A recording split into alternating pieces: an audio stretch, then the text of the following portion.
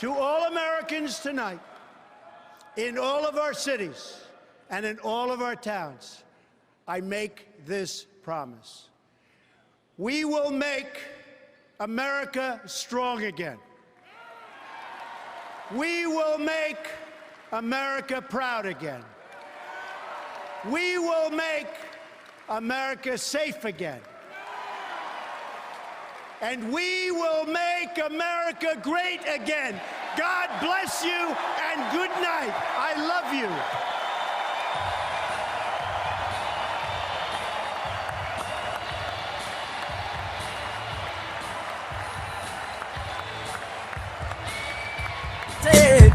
Let's move before they raise the population. Well, hello, Nevada. Thank you all for coming out today. To my great friend, former Nevada Attorney General Adam Laxalt. To Nevada Republican Party Chairman Mike McDonald. To Assemblyman Glenn Levitt. All my fellow Americans from near and far, it is great to be back in the Silver State. And what a joy it is to be traveling today with a Marine Corps mom, a school teacher, my wonderful wife of 35 years, and the best second lady of the United States this country has ever had. Will you join me in thanking Karen Pence for who she is and all she does? Karen and I are thrilled to be with all of you here in Nevada today. But we're here for one reason and one reason only. And that is that Nevada and America need 4 more years of President Donald Trump in the White House. It's on, Nevada. We are 26 days away from another great victory for the American people, and the road to victory runs right through Nevada. But I thank you all for coming out today. Karen and I just got back from Utah. Had a little debate with Kamala Harris last night. Some people think we did all right.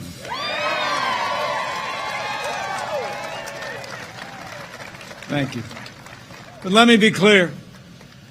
Last night's vice presidential debate was not just a debate between two candidates.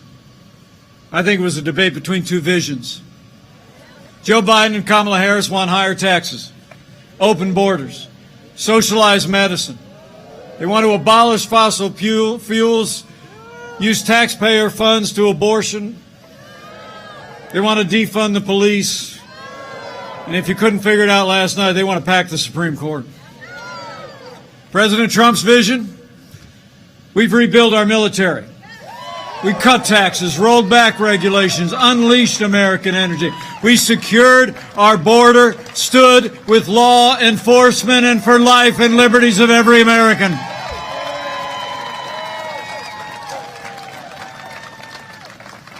You know, a lot of talk this morning on TV about who won the debate.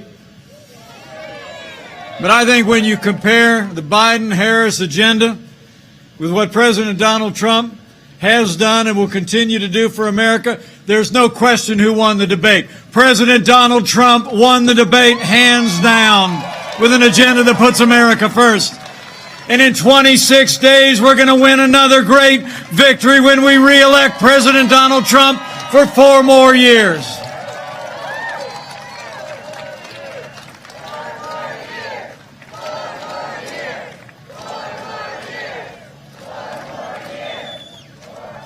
And speaking of winners, it's great to be here with a couple of real winners. A successful entrepreneur, a pioneer in technology, a principled conservative who's represented the Silver State in the Nevada Assembly, and the next congressman from Nevada's 4th Congressional District. Join me in thanking Jim Marshan for his strong and principled campaign. And it's also great to be here with a superstar, a small business owner, a family man, a superstar athlete who's actually worked with underprivileged children while he was studying for the law, and he is a man who is tough enough to take on the swamp in Washington, D.C. Join me in thanking the next congressman from Nevada's 3rd Congressional District, Dan Raudimer.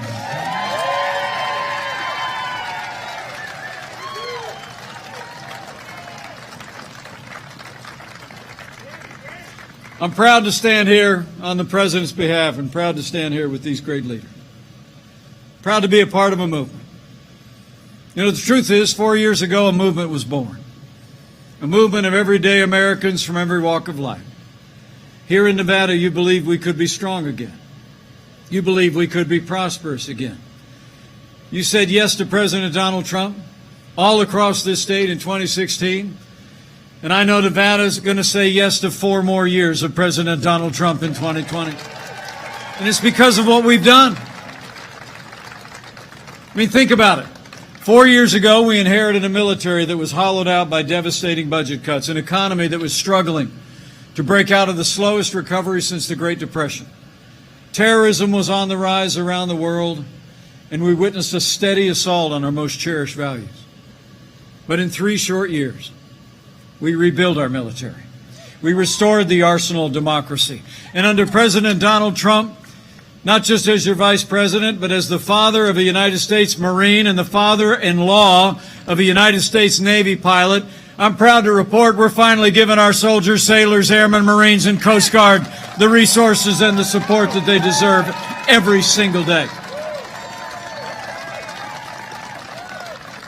And I know we're standing here about an hour south of Creech Air Force Base and Nellis Air Force Base. And under President Donald Trump, we've actually seen the largest increase in our national defense since the days of Ronald Reagan. So we stood with those who served, but we've also stood with all of you who wore the uniform of the United States. You know, when Joe Biden was vice president, America saw years of scandal at the VA. You remember those days. It shocked the conscience of the nation. Veterans were literally dying while they waited for medical treatment that they had earned in the uniform of the United States. But all of that changed. As you know, here in this state that was battle-born, home to more than 200,000 veterans. Under President Trump's leadership, we've signed the most sweeping reforms of the VA in history, and Veterans Choice is now available for every veteran in America. Would all the veterans who are with us today either stand or raise your hand if you're able? Just give us a chance to say thank you one more time for your service to America. Thank you for your service. So it's been about security. It's been about supporting our veterans. And in our first 3 years, it was about 3 more things. It was about jobs, jobs, jobs. Where Joe Biden wants to raise taxes, President Donald Trump in our first 3 years cut taxes across the board, rolled back more federal red tape than any administration in American history, unleashed American energy, fought for free and fair trade, and in just 3 short years, businesses large and small created more than 7 million good-paying jobs, including 115,000 jobs right here in the Silver State.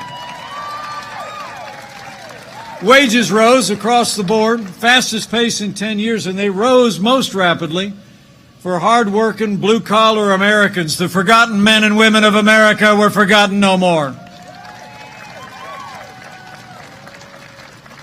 And here in the home of the legendary Hoover Dam, I'm proud to report that we've unleashed American energy like never before. And under the President's leadership, at a time when you hear the other side talking about abolishing fossil fuels, about banning fracking, they got their $2 trillion version of the Green New Deal. Under President Donald Trump, America's become a net exporter of energy for the first time in 70 years. We're energy independent, Nevada. And we're going to keep it that way with 4 more years of President Donald Trump in the White House. So we've stood for our national defense, our veterans, our jobs, and American energy. And President Donald Trump has stood for the rule of law every single day. This president has already seen appointed to our federal courts more than 215 conservative judges, including Justice Neil Gorsuch and Justice Brett Kavanaugh. And I can tell you, they're all men and women who will uphold all the God-given liberties enshrined in our Constitution, like the freedom of religion, the freedom of speech, and the Second Amendment right to keep and bear arms. Now, last month, our nation paused rightly to honor the life and service of the late Justice Ruth Bader Ginsburg. But when the memorials were over, President Donald Trump fulfilled his constitutional duty when he nominated a principled conservative woman to the Supreme Court of the United States of America, Judge Amy Coney Barrett.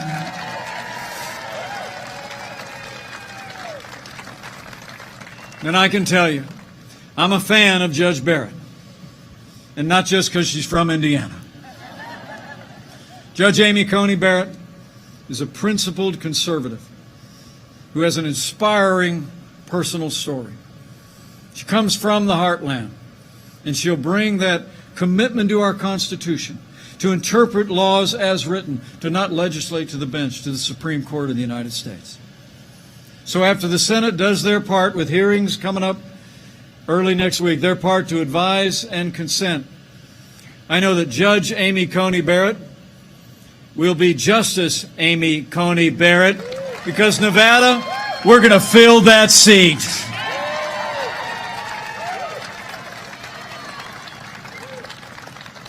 So we've stood for the rule of law, strengthened the conservative foundation underpinning our Constitution and our courts.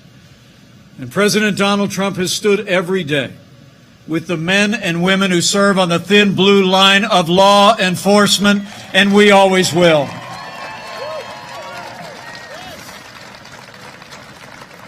President Donald Trump and I know that the men and women who serve in law enforcement around this country are the best people in America, and they deserve the respect of every American every single day.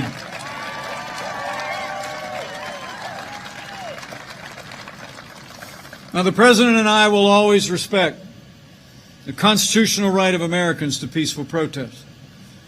But as I said last night, rioting and looting is not peaceful protest.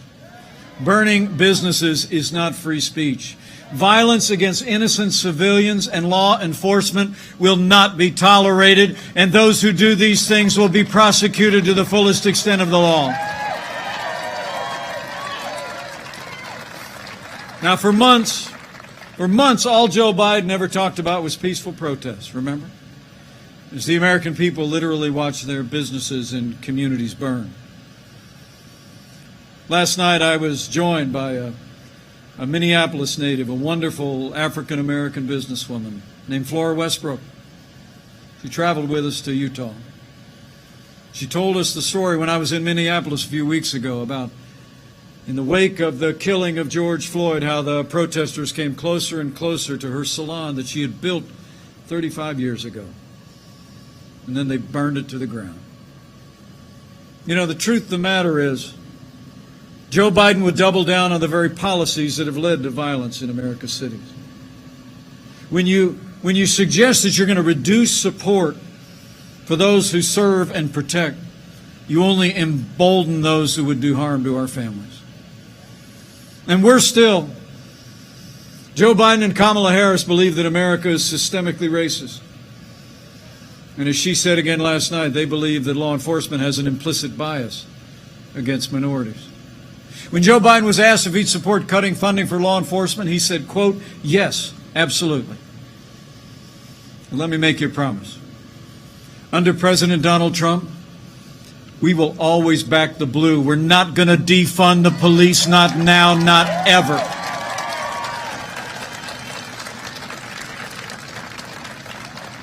President Trump and I know we don't have to choose between supporting law enforcement and supporting our African-American neighbors.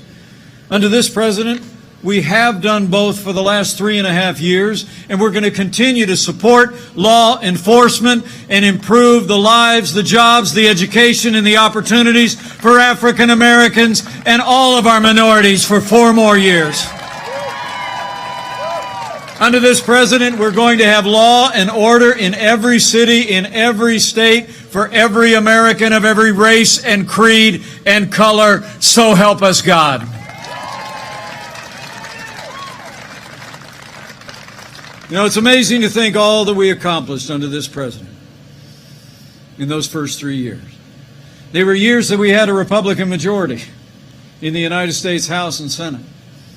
So right after we make sure we got 4 more years of President Donald Trump, we got to make sure that Big Dan, Rodimer, and Jim Marchant are sent to Congress in a new Republican majority that retires Nancy Pelosi once and for all.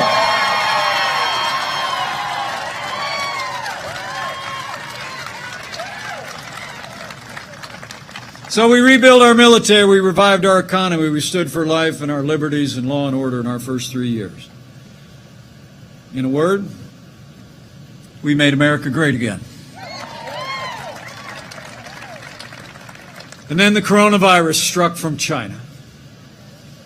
But as I said last night, before there were more than 5 cases of coronavirus in the United States of America, President Donald Trump put the health of America first and did what no other American president had ever done. He suspended all travel from China, the second largest economy in the world.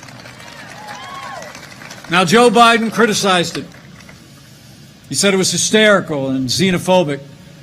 But I can assure you, having led the White House Coronavirus Task Force, President Trump's decision that day alone saved countless American lives, and it allowed us to stand up the largest national mobilization since World War II.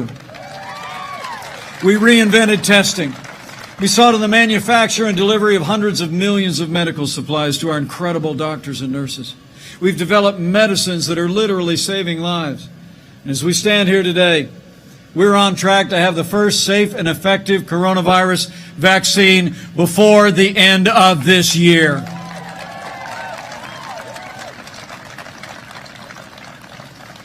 And let me just say, on behalf of the President and the First Lady, how moved we've all been by the outpouring of prayers and support for both of them over this past week. I spoke to the President this morning. He's back to the White House, and he and the First Lady are doing great.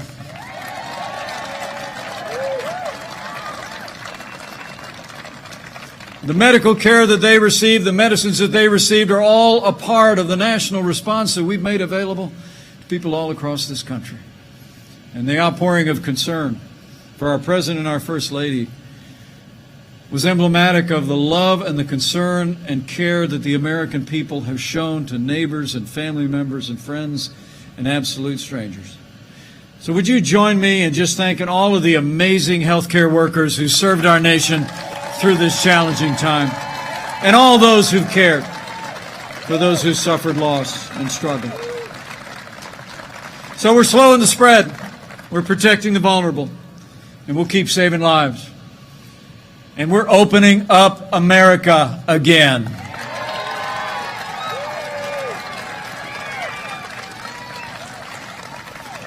You know, with the strong foundation this president poured in our first 3 years, with the unprecedented relief that we secured from the Congress for families and for businesses, it actually literally saved 50 million jobs. Where we lost 22 million jobs at the height of this pandemic, we've already added 11.6 million jobs back to work, including 150,000 people back to work right here in the Silver State. The American comeback is on. We're opening up America, and we're opening up America's schools.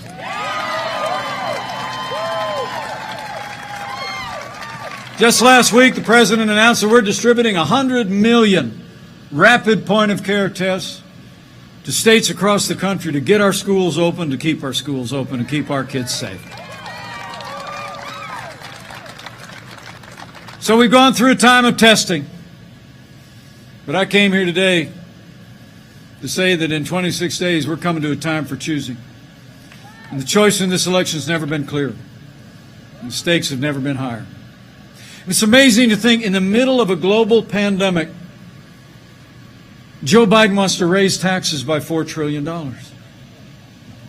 You heard his running mate Kamala Harris say last night that they were going to only raise taxes on certain Americans, but Joe Biden said twice in the debate last week that on day one he was going to repeal the Trump tax cuts. I mean, the truth of the matter is President Donald Trump cut taxes across the board.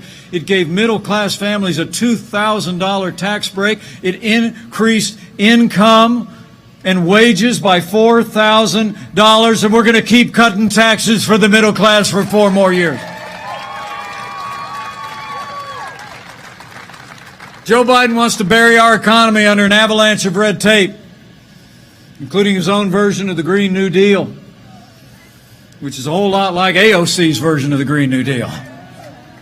President Trump, he's actually overseeing the largest investment in public lands and our national parks in American history, the cleanest air and land in our history, the cleanest water in the world, and we've cut federal red tape and unleashed American energy all at the same time.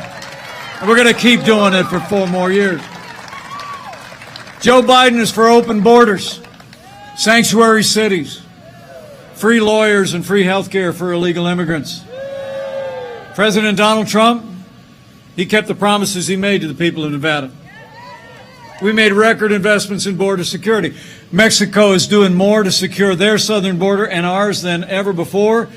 And we've already built more than 300 miles of that border wall on the southern border of the United States. And with 4 more years, we're going to build it all. And when it comes to jobs and trade, the contrast couldn't be more clear. Under Joe Biden, his 47 years in Washington, D.C., we saw deals like NAFTA. You know, in the wake of NAFTA being signed into law in 1995, 60,000 factories closed, and many of those jobs went south of the border and overseas. And Joe Biden never lifted a finger to reform NAFTA. But thanks to the man who wrote The Art of the Deal, America got a better deal. NAFTA is gone, and the USMCA is here to stay. It's a huge win for American jobs and American workers. And where Joe Biden has been a cheerleader for communist China every day, actually said it was a positive development to see the rise of China, to see China literally be half of our international trade deficit. From day one, President Donald Trump put China on notice that the era of economic surrender is over. And we're going to stand strong with China until they open their markets, respect American private property rights, and put American jobs and American workers the respect they deserve. So it's been about security and prosperity, but as I said earlier, it's also been about our most cherished values.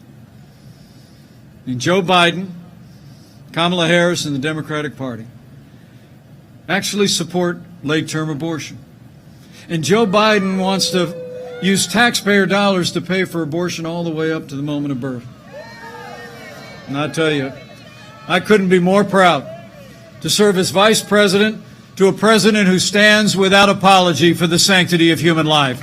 President Donald Trump is the most pro-life president in American history. And we will keep standing for life for 4 more years.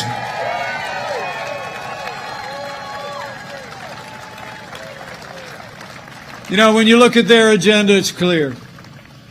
I said this at Fort McHenry. Joe Biden would be nothing more than a Trojan horse for the radical left. Now, Joe Biden has said that democracy is on the ballot on November 3rd. Well, I think our economic recovery is on the ballot. Law and order are on the ballot. But I also think there are things much more foundational, much more fundamental to our country.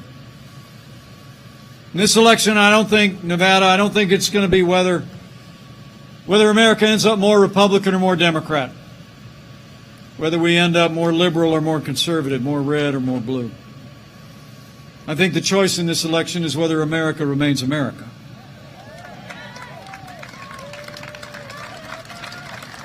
It's whether we're going to chart a course based on our highest ideals of faith and family and freedom and patriotism and the American flag and the Constitution of the United States, or whether we're going to abandon that path and allow the radical left and Joe Biden and the Democratic Party to take our nation somewhere it's never been before.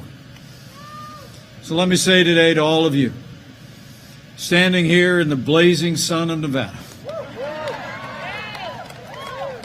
for our freedom, for all the ideals that have always made America great and are making America great again, we need to decide right here and right now that Joe Biden will never be president of the United States of America. We're going to re-elect President Donald Trump for 4 more years.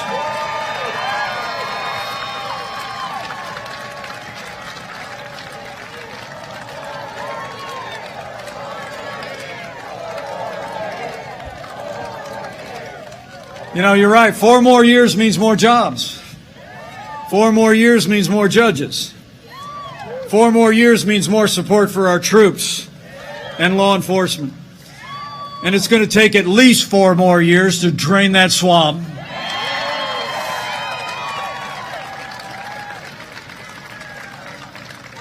You know, I've served around this president every day for the last 3.5 years.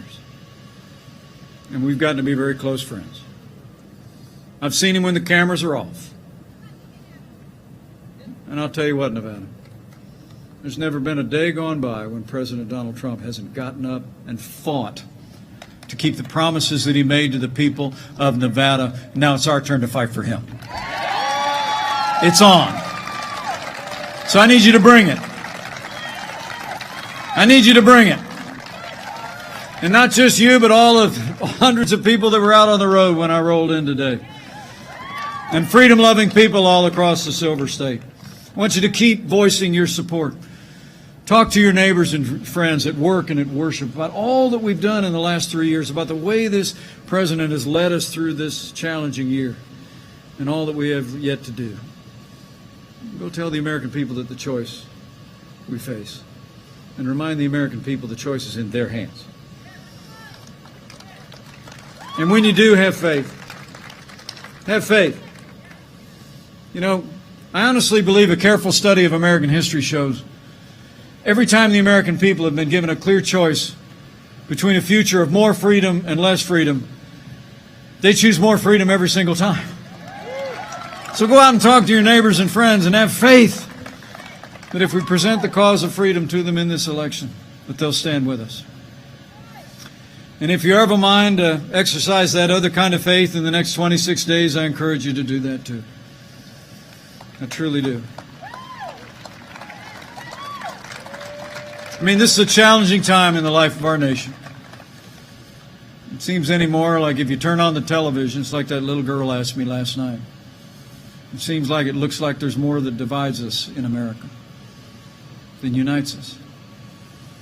But I've traveled all across this country over the last 3.5 years, and I can tell you, there will always be more that unites the people of this great nation than could ever divide us, and chief among those things is faith. This is a nation of faith.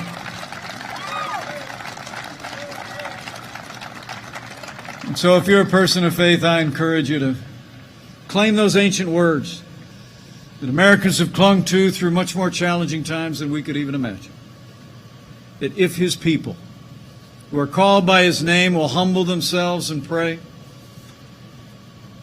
he'll do like he's always done in the long and storied history of this country. He'll hear from heaven, and he'll heal this land. This one nation, under God, indivisible, with liberty and justice for all. So pray for America. It'll make a difference. Thank you.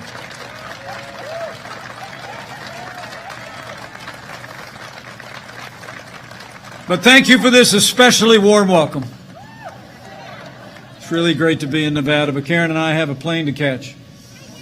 We're headed to Arizona, and then we're back to Washington, D.C., and I guarantee you President Donald Trump is going to be back on the campaign trail before you know it. We're going to take this case to the American people every day. And I just know, with your continued support, every day between now and November 3rd, we're going to make Nevada and America stronger than ever before. We're going to make Nevada and America more prosperous than ever before. And with Jim Marchant and Big Dan Rotheimer in a new Republican majority in the United States House of Representatives, with a renewed Republican majority in the United States Senate, and with President Donald Trump in the White House for 4 more years, and with God's help, we will make America great again. Again. So thank you very much. God bless you and God bless America.